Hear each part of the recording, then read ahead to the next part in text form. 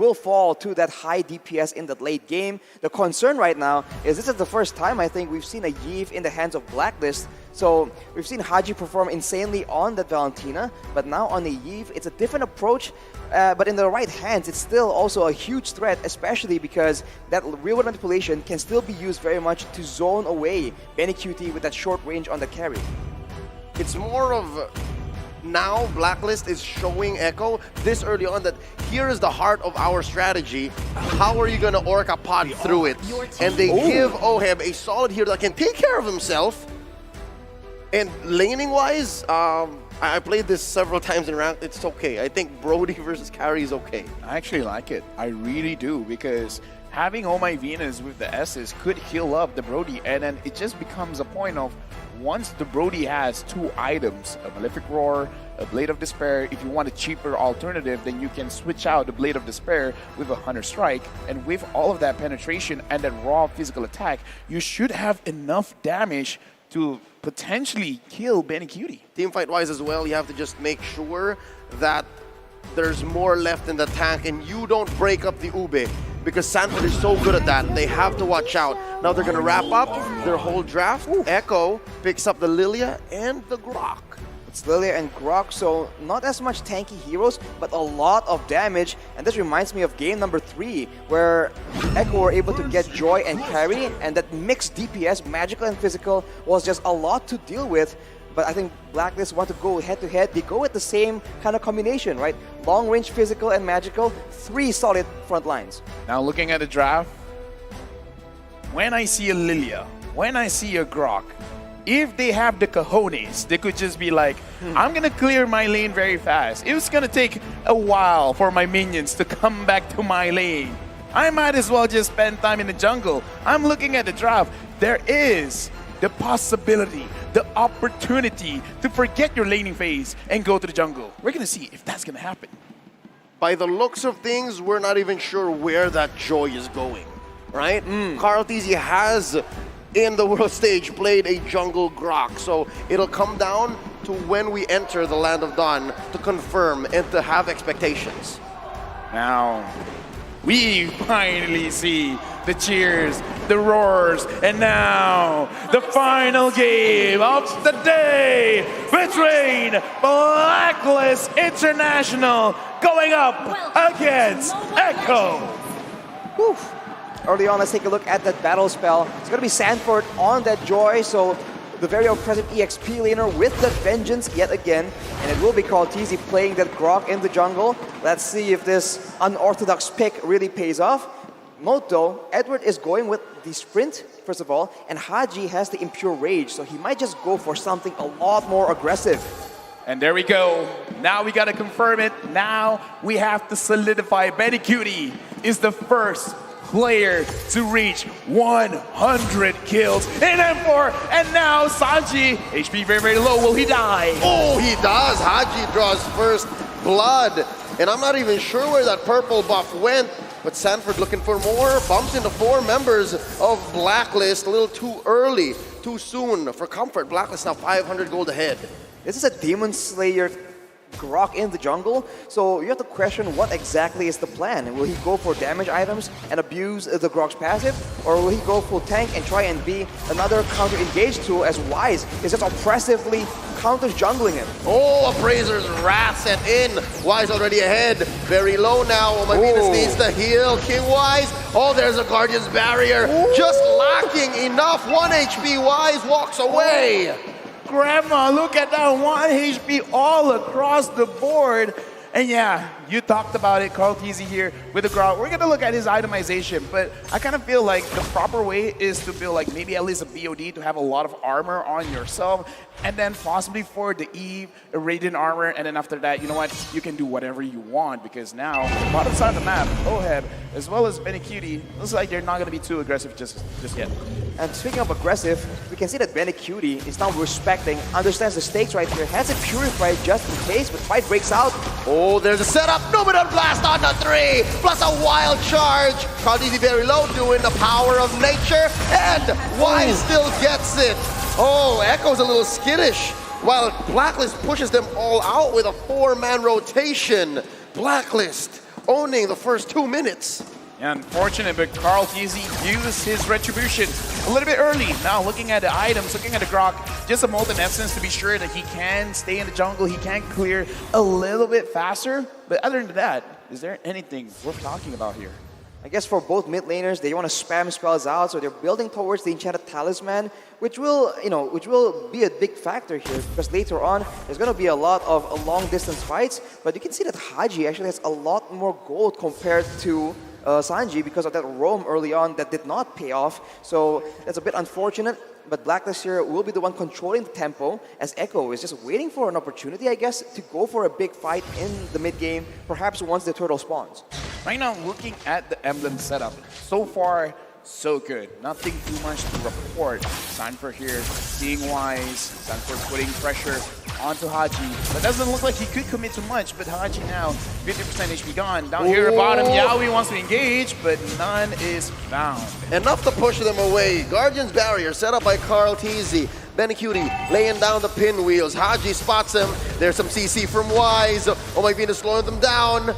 Healing up Haji. Echo knows this is not a good spot to disengage. Blacklist starting the Ube down here in the gold lane. What's Echo to do? Another Guardian's barrier from Carl TZ. Real world manipulation sent in by Haji. Wise confirms a kill onto Sanji. 2 and none so far, 2K ahead. Yaoi's in trouble. Void Crystal sent in. Oheb going in behind enemy lines. Yaoi gets taken down. Appraiser's Wrath sent in by Wise.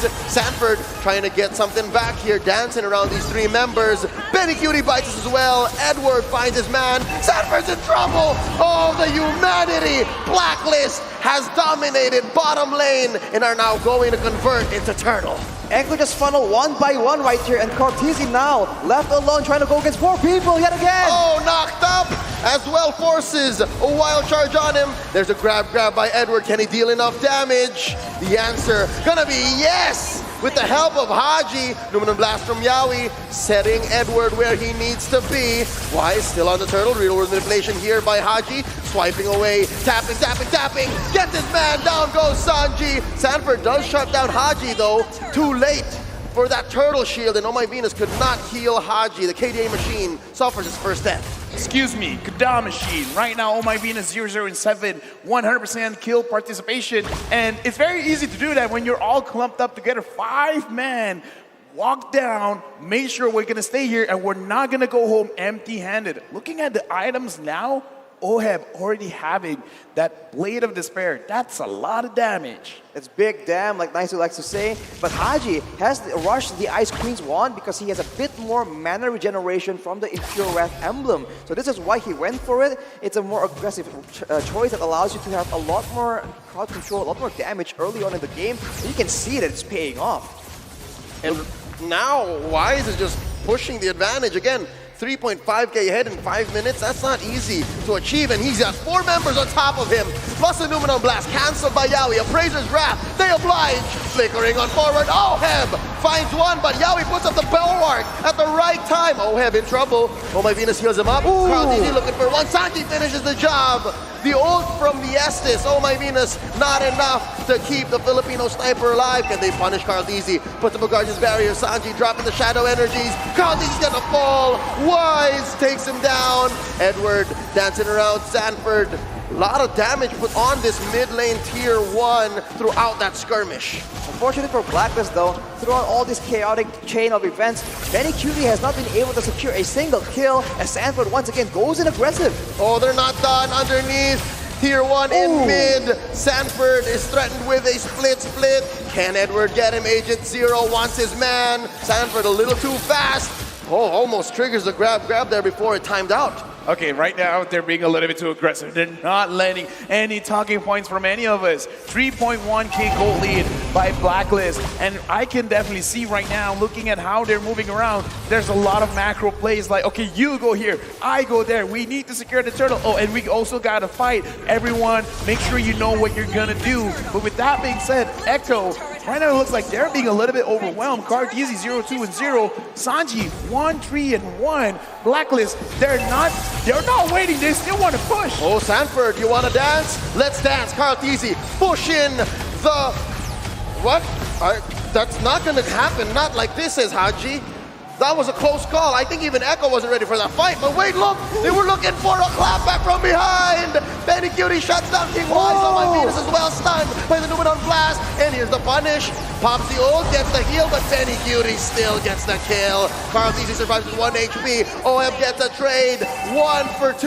A little bit of breathing room for Echo, but it's not done. Sanford pops the Vengeance. A little too much damage there. Edward gets the kill. Yawi needs to run here. He can't stay for too long.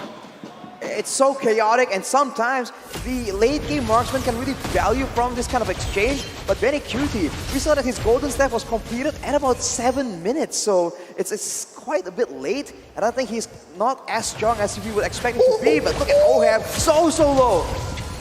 That was so close, but right now Edward moving forward, putting a little bit of pressure onto Sanji.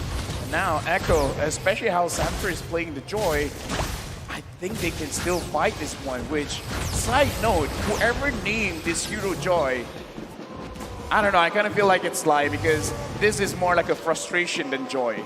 Exactly, it's kind of sarcasm, irony, whatever you want to call it. It's just not a joyful experience going up against this Joy. It's an irony.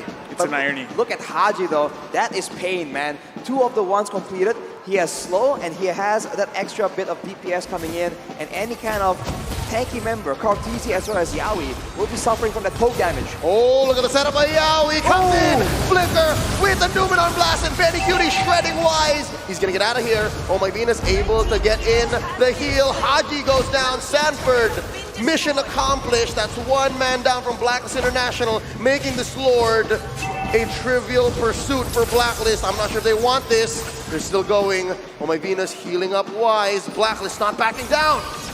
That's a Joyford, because right now Sanford with this Joyford is really putting too much pressure onto Blacklist, because they want to stick together, but the more they stick together, the more they're absorbing a little bit too much damage. Now Carl Teasy is giving a lot of information. No one knows that Yawi is there. Blacklist right now, they're gonna get engaged. They stun Ohab, and they're gonna knock him up with a wild charge. Benny Cutie gets the kill. Oh my Venus tried. They really did. And now Haji's gonna keep Sanford down. Pops the Vengeance. Another man advantage for Echo. But what do they make of it? Ooh, it's just so difficult. They can't really fight without Ohab here. He's one of the core damage dealers in this early game on that early game hero, the Brody. He also provides a good deal of crowd control. So without him around, it's just so difficult for Blacklist to try and get a dominant control over the Lord Pit. And Echo, they realize this chance and they're trying to look for another pick. Conceal. They get the stun onto Edward. They collapse on him, forcing a split. Guardian's Barrier put up by Carl Teasy. This whole time Wise, start of the Lord with the pull. It gets reset. And right now, look at Sanford. Look at Betty Cutie. This is the one's gonna make the play happen. Edward dashing forward. Carl Teasy getting damage on Ohab, fighting. Torn apart memory, Pop and Carl Teasy, and that gives Blacklist a clear go signal. Yawi with the Numenon Blast, only stunning Agent Zero. Oh my Venus with the ult, healing them up. Haji putting up a barrier. You are not going through the real world manipulation. We will take Lord. All this while, OM pushed mid. Blacklist wastes no time at all, getting the Lord, getting turrets in the same breath as well. The top side though, that's a huge wave that will take a turret down for Echo. So a silver lining for the Orcas, but they need to find a way to fight in a more reliable fashion. Is it just me, or is Echo always setting up for a split push win? I don't know, man, because right now, Blacklist, it looks like they got to have their cake and eat it too. If Echo is really setting up for this potential split, they gotta make sure that 3 or 4 members can hang on to the entire team of Blacklist that is coming down bottom. Looking like they're putting pressure. Oh, Yawi's in front. Real revelation set in by Haji, and there's a split already by Edward breaking them up. Yawi gets pulled in. Lord still swinging away. There's a wild charge, plus a Numenon Blast, but Yawi already bites it. Appraiser's Wrath. Set Caldeezy down low enough for Oheb to finish him off. That's 3v5. Blacks International slowly but surely marching through this bottom lane inhibitor. Ladies and gentlemen, this is not looking good for Echo.